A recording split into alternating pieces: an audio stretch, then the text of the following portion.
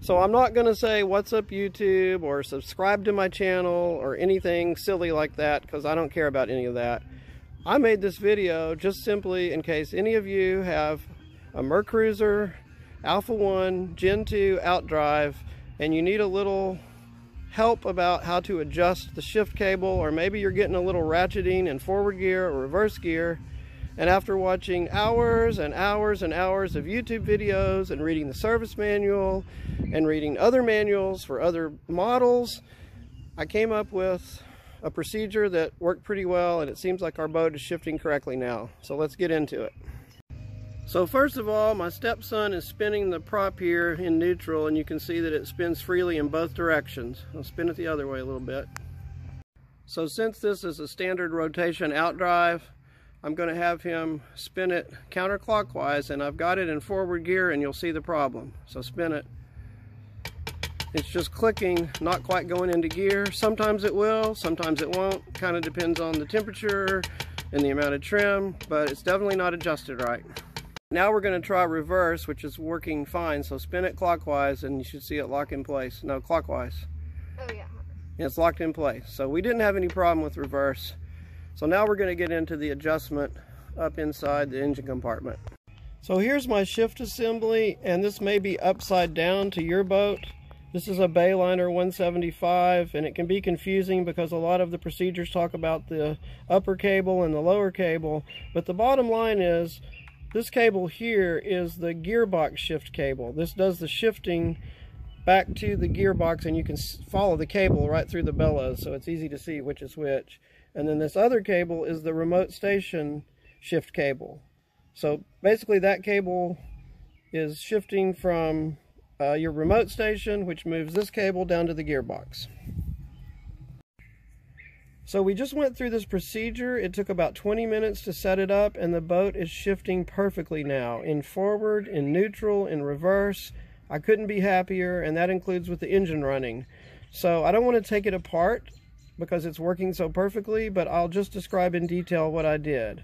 I started by taking all the shift cables loose. So the remote shift cable and the gearbox shift cable, take all that loose, take the cotter pins out, and just have them hanging loose. The next step is, while pushing in on the gearbox shift cable, you don't have to push hard, just push all the way in, have someone rotate the prop counterclockwise until it locks in place and hold it there. Okay, do that. Okay, and just keep light, nope, go back, you have to hold it there. Keep light pressure on it.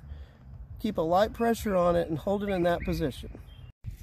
Then, while you're keeping slight pressure on the prop in the forward counterclockwise position, you want to set the distance on that cable to exactly 6 inches, as I'm showing here. Now this boat had the added surprise of not being able to adjust the gearbox shift cable because it was peened, I assume by the manufacturer, to be non-adjustable. But it's on a threaded rod, and after looking on the internet a little bit, some people said this is crazy, some people said they did it. I drilled out the peens on both sides with a 1/8 inch drill bit, being careful not to drill into the threaded rod, of course. It really was a lot easier than it sounds. I didn't have to use a vise or anything. I did it freehand, and I could kind of tell when I was getting down to the threads. And after I drilled out both sides, it was very easy with a couple of pliers to just start it spinning, and once it started, it was easy to spin by hand. So then I could adjust it to the 6 inches, as you saw. The next step was, after getting the 6 inches, I put the gearbox shift cable on the bracket while keeping pressure. You're still keeping pressure on the prop, right? Yeah. So we're still keeping pressure on the prop. Then I adjusted the remote station shift cable to just fit on this dimension that was left here. So once again, I put this in forward gear, full throttle. I've got my 6 inches.